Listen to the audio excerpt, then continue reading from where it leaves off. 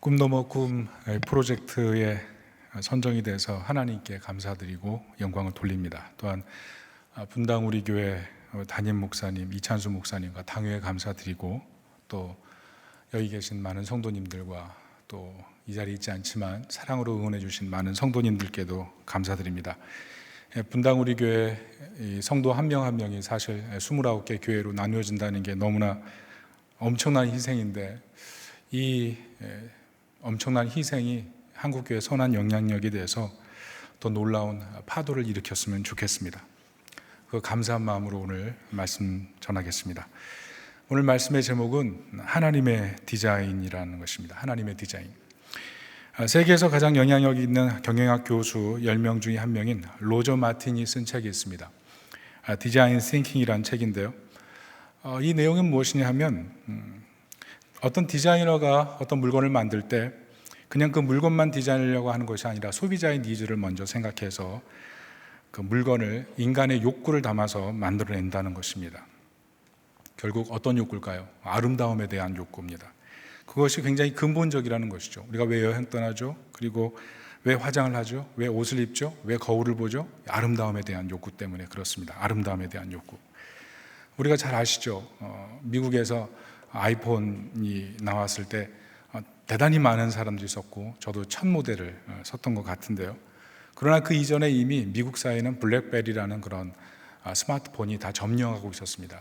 그러나 아이폰이 나왔을 때 경영학 원리가 한번 바뀌었어요. 왜냐하면 경영학 원리 중에 선도자의 법칙이 있거든요. 근데 그 선도자의 법칙에 따르면 블랙베리가 우선권을 갖고 있기 때문에 아이폰이 그 시장을 이겨낼 수가 없는 겁니다. 그렇지만 여러분 아시다시피 지금 블랙베리는 사라졌죠.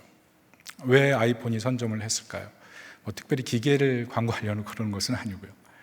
더 아름답기 때문에, 더 예쁘기 때문에 그 인간의 그 근본적인 욕구를 자극했다는 것입니다. 그러므로 어떤 디자인 싱킹을 하느냐, 이것이 기업 경영에 굉장히 중요한 요소라는 거죠. 그리고 그 로저 마틴이 뭐라고 하냐면 이렇게 기업 경영에 있을 때 아름다움을 추구하는 디자인을 시도할 때 반드시 분석과 직관이라는 방법을 사용하라 이렇게 얘기를 했습니다. 분석과 직관, 그것이 있을 때 더 아름다운 물건들을 만들어낼 수 있다는 거죠.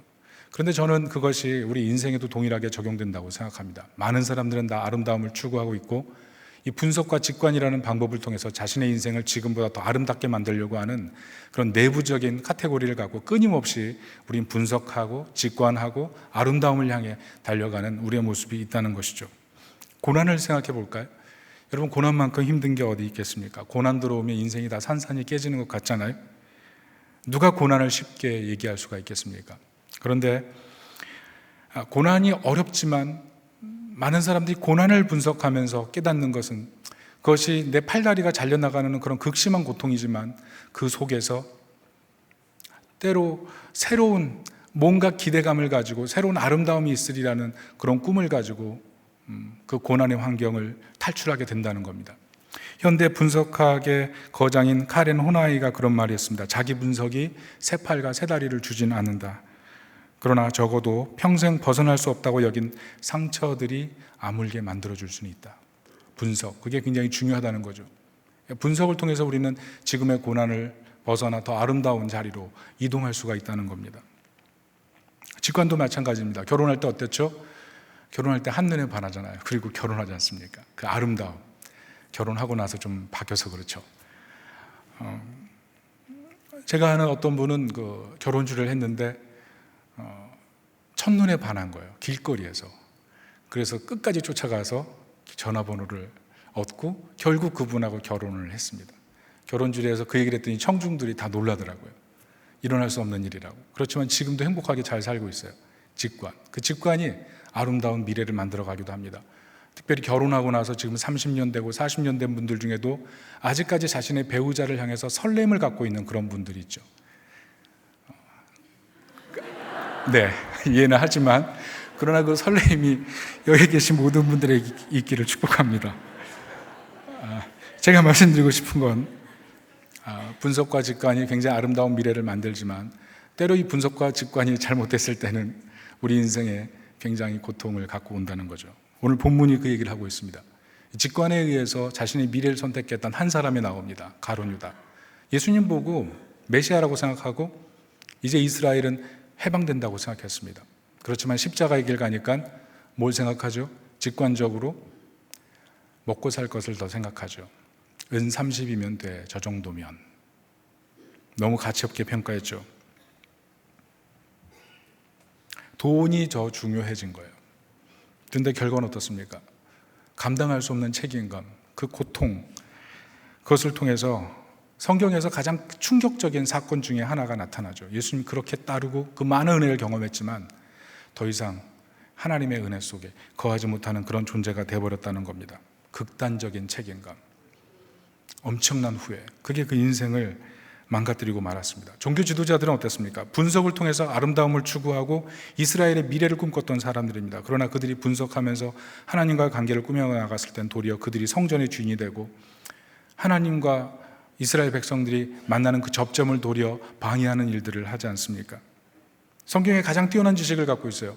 이방인 혐오하고 예수님 혐오하고 가룟유다 혐오해서 가룟유다 죽게 만들고. 뭐라 그래요? 다 네 책임이야.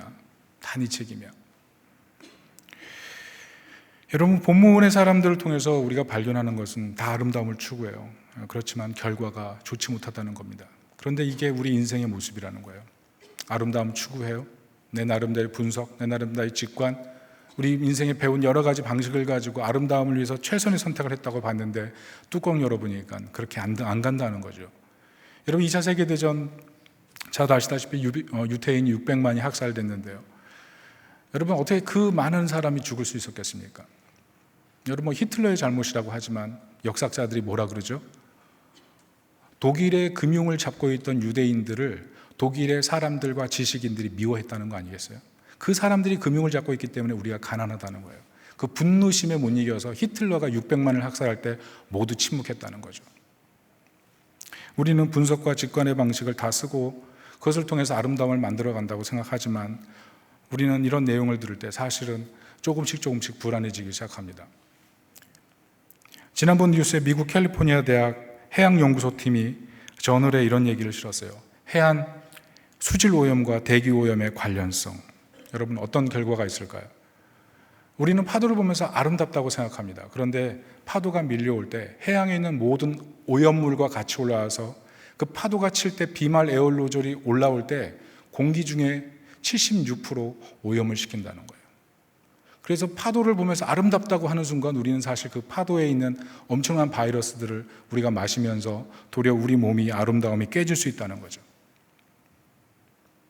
우리가 드라마를 보면서 감동받지 않습니까? 재미있는 드라마를 보면서 막 웃고 때로는 너무 슬픈 드라마를 보면서 막 울기도 하고 참 드라마 잘 만들었다. 그러면서 서로 막 돌려보기도 하고 이 장면을 꼭 봐야 된다고 추천도 합니다. 그런데 때로 저녁에 보다가 어떤 드라마를 보면 정말 꺼버리고 싶은 드라마가 있어요.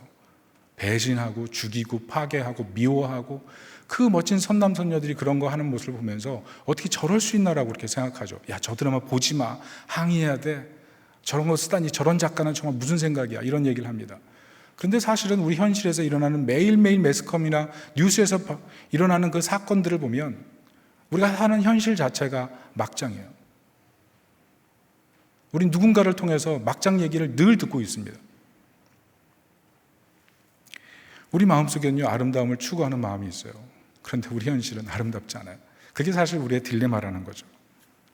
그래서 오늘 본문에 보면 이런 아름다움을 추구했지만 아름다움을 얻지 못한 사람들의 얘기가 나오는 거예요. 세 가지 반응이 나옵니다. 첫째는 후회예요. 후회. 오늘 가룟유다가 어떻게 해요? 후회합니다. 오늘 3절에 이렇게 써 있어요. 같이 한번 읽어볼까요? 시작. 그때 예수를 판 유다가 그의 정죄됨을 보고 스스로 뉘우쳐 그 은 30을 대제사장들과 장로들에게 도로 갖다 주며 메타 멜로마이, 후회가 가득하다, 반성이 가득하다, 고뇌했어요. 그리고 너무 힘들어했어요. 여러분, 후회가 가득해지면 삶이 무거워집니다. 기쁨이 없어져요. 재미가 없어요. 우리 삶에 그런 일들이 일어난다는 겁니다. 둘째는 무엇입니까? 과도한 책임감의 문제예요. 오늘 가룟유다가 과도한 책임감으로 멸망하지 않습니까? 사실 세상 살면서 책임감만큼 필요한 게 어디 있습니까? 책임감 갖고 있는 사람 멋져 보이고, 책임감 갖고 있는 사람 보면 의지하고 싶고, 책임감 때문에 사실 모든 일이 일어나니까 너무나 필요한 거죠. 그러나 그 책임감이 너무나 과중되게 다가올 때는 그것 때문에 정말 아무것도 하기 싫은 그런 마음이 생긴다는 거예요. 우리 현대인들을 보십시오. 늘 좋은 병원 찾잖아요. 그리고 멋진 레스토랑 찾잖아요. 그리고 멋진 옷 찾잖아요. 왜 그래요? 아름다움을 통해서 스트레스를 좀 회복하고 싶은 그런 마음이 우리 마음속에 있다는 거죠. 저는 최근에 우리 교인 중에 한 분을 신방했는데 깜짝 놀랐어요. 같이 식사하는데 막 사진을 찍으시더라고요. 그래서 왜 그러시냐고 그랬더니 너무 예쁘대요. 그러면서 이제 식사를 대접해 주셨는데 그분이 제가 참 이 음식을 먹으면서 맛있다 그랬더니 저한테 다짜고짜 전국에 있는 맛집 리스트를 알려드리겠습니다. 그러면서 저한테 그걸 공유해 주는 거예요. 근데 제가 그분의 얘기를 들으면서 느꼈던 건 이분이 정말 가족을 위해서 최선을 다하고 열심을 다해 살아가지만 너무 힘든 상태에 있구나. 그러면서 같이 식사를 했지만 마음은 참 아팠어요. 너무 힘들게 지내고 있구나. 가족을 부양하고 가족을 일으키기 위해서 모든 것을 다 희생하고 있구나. 이 먹는 거 하나 그걸로 스트레스를 풀어가고 있구나. 그런 것을 보니까 참 마음이 안타까웠던 적이 있습니다. 우리가 음식을 보면서 정말 놀래요. 너무나 예쁘고 너무나 좋아서. 그래서 사진 막 찍습니다. 우리 딸에게 물어봤어요. 청소년들은 이렇게 예쁘고 이렇게 맛있는 음식 보면 뭐라 그래? 그랬더니 죄송합니다. 오진다 이렇게 얘기하더라고요. 오진다. 아름답고 싶어, 행복하고 싶어. 그렇지만 표현을 그렇게 해요. 왜요? 사실 그 배우의 공부에 대한 압박감, 미래에 대한 두려움, 그리고 현실에서 잘 적응할 수 있을까? 학교에서 좋은 성적을 낼 수 있을까? 사실 선행으로 성적 뽑고 또 학원에 가서 성적 뽑고 여러 가지 스트레스들을 많이 갖고 있는 학생들 너무 많잖아요. 그런 학생들이 배우에 느끼는 감정이 힘들다 이거 아니겠습니까? 여기 분당은 어떤지 모르겠어요. 제가 사는 곳은 영등포 바로 옆 목동입니다. 교회는 영등포고 사는 곳은 목동인데 어쩌다 학교 앞을 지나가다 보면 아이들이 정말 그 교복 입고 쫙 밀려 나오면 정신이 없어요. 너무나 많아요.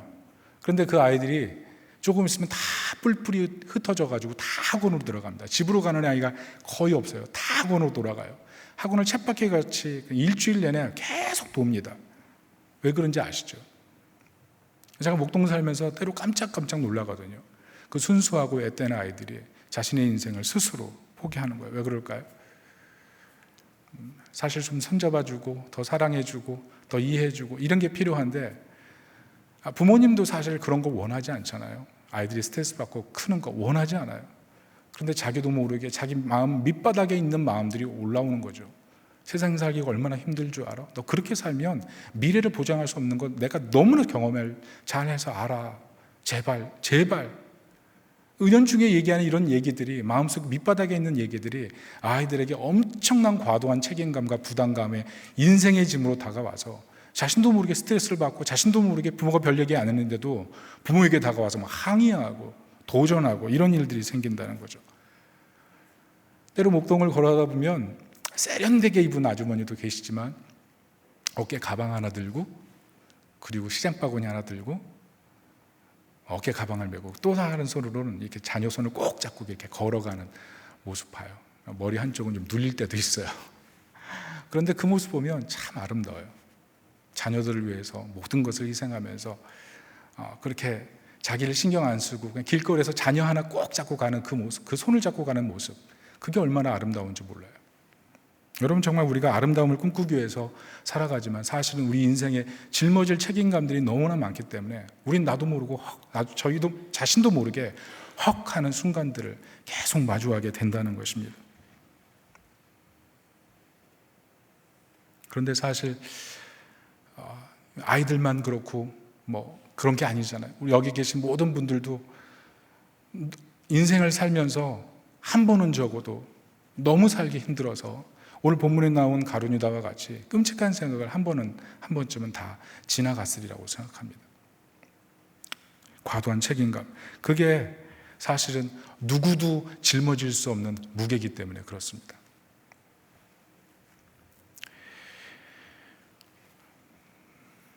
그리고 오늘 본문을 보면 아름다움에 실패할 때 쓰는 마지막 세 번째 방식이 무엇이냐면 비난입니다. 비난.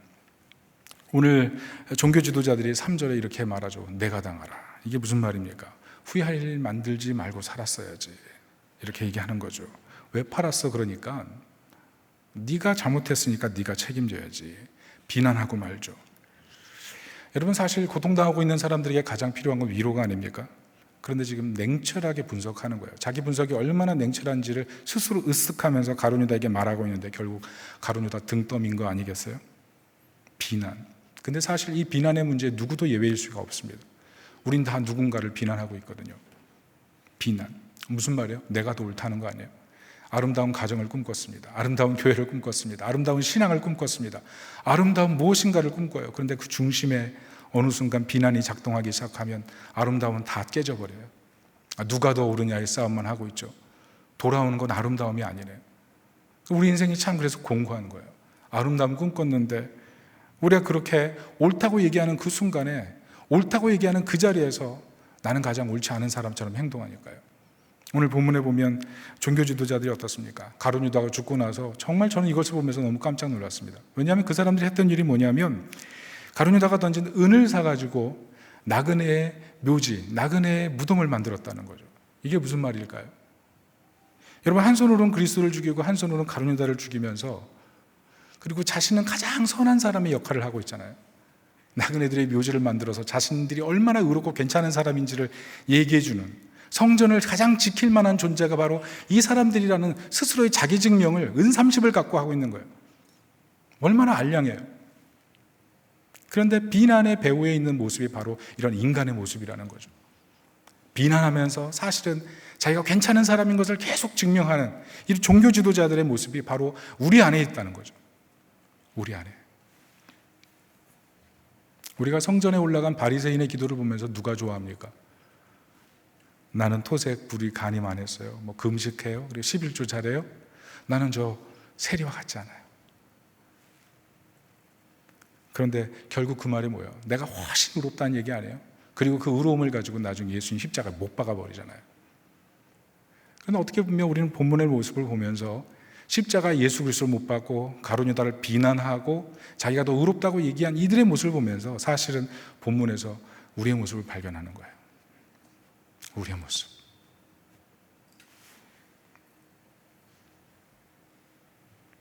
문제는요, 현대를 살아가는 비그리스도인들이 이런 우리 그리스도인들의 실체를 너무 잘 알고 있다는 겁니다. 그래서 교회의 회의를 가지고 가족인데 당신 때문에 교회 나가기 싫다고 하고, 같은 직장인인데 그 사람 때문에 교회에 대한 혐오감이 올라오고, 우리가 그런 시대를 살아가고 있어요. 아름다움을 다 추구했는데 그리스도인도 아름다움을 잃어버리고 있고, 그리고 세상 사람들도 아름다움을 다 잃어버리고 있고, 남는 게 뭐예요? 후회, 과도한 책임감, 비난. 우리는 이 속에서 굉장한 부끄러움과 죽을 것 같은 삶과 위선적인 삶을 그냥 우리도 모르게 그냥 잉태하며 그렇게 해산하고 살아간다는 것입니다. 그래서 오늘 본문의 고발이 그거예요. 선지자 예레미야의 예언을 통해서 토기장의 밥값을 은30에 치렀다는 예언이 오늘 이루어지잖아요. 그런데 이 본문의 얘기가 누구를 통해서 이루어지냐 하면 예수님을 가장 잘 따랐던 제자 중에 한 명, 그리고 역사상 이스라엘에서 가장 아름다운 성전을 지키던 종교 지도자들을 통해서 이 말씀이 성취되고 있다는 거예요. 아름다움을 가장 쉽게 깨는 사람들이 종교에 가장 깊이 관련되어 있던 사람들이라는 거죠. 그래서 우리가 본문을 읽어가면서 우리가 깨닫는 게 뭐냐면 우리가 생각보다 더 심각한 죄인이라는 사실을 발견하는 거예요. 우리 본문을 읽으면서 이 본문 속에 있는 가룟유다나 본문 속에 있는 종교 지도자들과 내가 그렇게 크게 다르지 않은 그런 인간의 모습으로 살아가고 있구나를 발견하게 된다는 겁니다. 여러분, 질문합니다. 우리는 어떻게 아름답게 살 수 있을까요? 어떻게 보면 우리는 이제 더 이상 후회하고 싶지 않고 더 이상 누군가를 비난하고 싶지 않고 이 책임감으로 죽을 것 같은 삶을 살기 싫은데 어떻게 하면 더 아름답고 행복하게 살 수 있을까요? 복음이 무엇이냐 하면 내가 생각보다 더 악하지만 내가 생각하는 것보다 하나님은 나를 더 사랑하신다는 겁니다. 우리 본문에는 예수 그리스도가 등장하지는 않습니다. 그러나 오늘 본문을 통해서 우리가 발견하게 되는 것은 이런 우리를 아름답게 만들기 위해서 하나님께서 세상에 예수 그리스도를 보내시고 이런 아름답지 못한 모습을 대신해서 십자가에서 가장 처참하게 돌아가시고 우리에게는 하나님의 자녀가 되는 권세를 주셔서 세상을 가장 아름답게 살 수 있도록 우리 심령과 우리 인생을 붙들고 가신다는 것입니다. 우리가 이 사실에 대한 굳건한 믿음을 가졌으면 좋겠어요. 제자들이 얼마나 후회해요. 그러나 예수님 십자가에 못 박히시고 나서 가장 먼저 제자들에게 다가가셔서 그들의 후회하고 아파하는 그 마음을 위로해 주셨어요. 여러분, 사람들이 책임감에 짓눌려 죽을 것 같잖아요. 그런데 예수님 수고하고 무거운 짐진 자들아 다 내게로 오라, 내가 너희를 쉬게 하리라 하셨어요. 그리고 십자가에 올라가셔서 모든 짐을 껴안으시고 죽으시잖아요. 여러분, 사람들이 얼마나 다 자기가 옳다고 그럽니까? 예수님 십자가에 달렸을 때 모든 사람이 비난하잖아요. 그러나 예수님께서 저들의 죄를 용서하옵소서, 그 비난까지 품고 십자가에서 죽으시고 결국 자신을 비난하는 사람들을 구원하기 위해서 부활하셔서 다시 자신의 모습을 사람들에게 보이지 않으십니까? 그게 예수 그리스도를 통해서 하나님께서 보이시는 아름다움이에요. 예수님은 십자가에서 비록 죽으시지만 예수님께서 그 십자가에서 이루신 그 죽음 때문에 우리는 후회하지만 후회에서 해방되고, 우리는 책임감 때문에 괴롭지만 십자가에 달리신 예수님 때문에 그 과도한 책임감에서 자유할 수 있고, 우린 때로 비난하고 누군가에게 비난받고 그것 때문에 속상하지만 그 비난에서 십자가를 바라볼 때 우리 대신 죽으신 예수님, 우리 대신 비난받고 고통당하신 예수님을 통해서 도리어 비난에서 자유를 얻게 되는, 그런 해방을 얻게 되는 은혜가 있다는 것입니다. 여러분, 무슨 말을 하는 걸까요? 여러분, 우리 인생에는요 분명히 우리가 만들어내는 인생의 디자인이 있습니다. 제가 말씀드리고 싶은 것은 우리 인생의 디자인이 그러면 과연 완벽하냐 하는 거예요. 우리는 이 디자인을 통해서 아름답기를 원하지만 사실 가장 아름다운 디자인은 우리의 후회와 우리의 비난과 우리의 질 수 없는 책임감을 위해서 십자가에서 죽으신 예수 그리스도를 통해서 가장 아름답게 새롭게 출발할 수가 있다는 것입니다. 왜냐하면 예수님께서 하늘과 땅의 모든 권세를 가지고 계시고 우리의 후회 속에, 우리의 책임감 속에, 우리의 비난 속에 오셔서 우리와 함께 하시고 우리의 무거운 짐을 벗겨주시기 때문에 그렇습니다. 가장 무거운 짐, 가장 무거운 끝에 그 무거운 짐의 가장 큰 축에 예수님이 함께 하셔서 우리를 도와주실 수 있기 때문에 그렇습니다. 그래서 우리가 인생을 아름답게 살 때, 아름답게 살려고 할 때 가장 아름다운 방향은 하나님의 디자인이 있다는 사실, 예수 그리스도를 통해서 우리 인생을 가장 아름답게 만드시려는 이 하나님의 디자인이 우리 안에서 작동하고 있다는 사실을 우리가 믿고 받아들여야 된다는 것입니다. 예수 믿고 끝이 아니고 예수 그리스도를 통해 우리를 위해 죽으신 예수 그리스도가 우리 안에 일하셔서 우리의 연약한 마음을 도우시고 우리로 하여금 다시 실패한 그 자리에서 일어날 수 있도록 끊임없이 도우시고 끊임없이 일하시는 분이 바로 우리 예수님이라는 사실입니다. 그래서 십자가를 바라보라는 거예요. 그 십자가를 바라볼 때 우리의 힘들고 지쳤던 그 모든 마음들이 위로를 받기 때문에 그렇습니다. 실패를 대신해서 죽으셨기 때문에 가장 큰 후회를 하고 있는 사람들을 도우실 수가 있고, 가장 큰 절망을 지셨기 때문에 가장 무거운 짐으로 고통당하는 사람을 도울 수가 있고, 가장 십자가에 억울하게 돌아가셨기 때문에 지금 가장 억울하게 고통당하는 사람을 도우시는 분이 예수님이기 때문에 그렇습니다. 그래서 십자가 아래서 우리는 진실로 이 땅을 아름답게 살 수가 있는 것입니다. 우리 이사야 35장 1절부터 2절을 한번 읽어보도록 하겠습니다. 같이 읽겠습니다. 시작. 광야와 메마른 땅이 기뻐하며 사막이 백합화같이 피어 즐거워하며 무성하게 피어 기쁜 노래로 즐거워하며 레바논의 영광과 갈멜과 사론의 아름다움을 얻을 것이라. 그것들이 여호와의 영광 곧 우리 하나님의 아름다움을 보리로다. 무슨 말씀입니까? 우리 현실은 광야 같아요. 우리 현실은 메마른 땅 같아요. 우리 현실은 사막 같아요. 우리가 만들어내는 아름다움은 별로 아름답지 않은 것입니다. 그런데 하나님께서 언약하신 말씀이 뭐냐면 무성하게 필 때가 온다. 기뻐할 때가 온다. 정말 즐거워할 때가 온다. 어떤 실패가 있든 어떤 낙심이 있든 어떤 두려움이 있든 어떤 비난이 있든 어떤 후회가 있든 과도한 책임감으로 어떤 슬픔과 어떤 무거움이 있든 정말 즐겁고 기쁘고 행복한 때가 온다. 그게 언제예요? 예수님이 우리 모든 짐을 지고 십자가에 올라가신 그때를 시작으로 우리 인생의 진정한 기쁨이 시작되는 것입니다. 예수님 그것을 위해서 우리 인생에 찾아오신 거예요. 그래서 우리가 매 순간 우리 짐이 무거울 때, 힘들 때 십자가에 달리신 예수님 바라보고 그 아래서 안식하고 그 주님을 향해서 나아가서 위로받고 다시 아름다움을 회복하는 그런 하나님 백성이 되시기를 예수님의 이름으로 축원합니다. 말씀을 결론을 맺습니다. 사람이 자기 길을 계획할지라도 그 걸음을 인도하시는 분이 하나님이라 하셨습니다. 하나님의 디자인. 여러분, 하나님의 디자인이 우리 인생에 가장 아름답습니다. 하나님의 디자인을 따라갈 때 가장 우리는 행복할 수가 있습니다. 우리는 내 인생의 디자인, 내가 만들었던 그 모든 디자인, 그것이 일정 부분의 행복을 만들 수가 있지만 진정한 행복으로 들어갈 수 없다는 사실을 우리는 너무나 잘 알고 있어요. 우리 본문을 통해서 우리는 다시 한번 깨닫게 됩니다. 그런데 우리 인생을 너무나 잘 알고 계시는 이 하나님의 디자인 앞에 나아갔을 때 우리는 정말 행복하고 아름답게 살 수가 있어요. 여러분, 시편 27편 우리 4절을 한번 같이 읽어보겠습니다. 시작.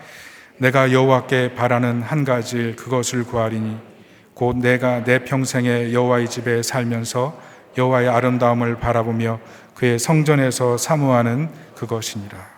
여러분, 이 누구의 시편인지 아시죠? 다윗의 시편이에요. 여러분, 다윗만큼 인기 있는 사람이 있어요? 다윗만큼 세속적 권력을 강하게 가진 사람이 있습니까? 위대한 명성과 그리고 뛰어난 부를 가졌던, 세상 사람들이 볼 때 가장 세속적으로 성공한 사람이 다윗 아닙니까? 그런데 왜 하나님의 장막이 있는 것이 가장 인생의 아름다움이라고 고백할까요?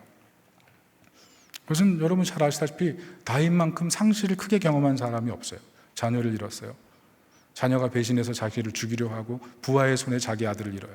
아들을 지켜주지 못했다는 책임감, 죄를 짓고 후회하고 비난받고, 그 명성과 그 인기와 그 많은 권력이 있었지만 다윗이 느꼈던 것은 내 인생은 결코 아름답지 못하다는 거예요.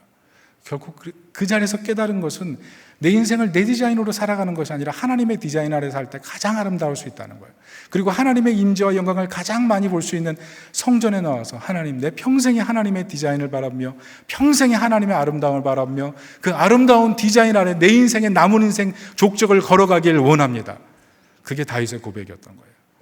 저는 우리의 고백이 이 고백이 되시기를 축복합니다. 혹시 오늘 예배 자리에 나왔지만 여전히 내 뜻과 내 걸음을 가장 중요하게 생각하고 내 아름다운 디자인을 생각하면서 하나님보다 항상 앞서갔던 그런 걸음이 있다면 다시 한번 생각해 보십시오. 나는 정말 하나님의 디자인으로 살아가고 있는지, 하나님이 우리 인생에 갖고 계신 그 계획이 가장 아름다운 내 인생을 향한 계획인지,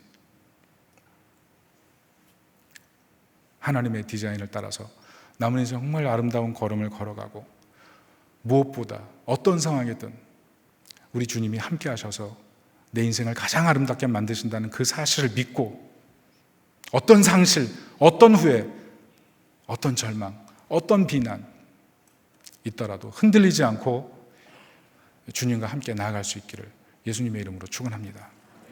아멘.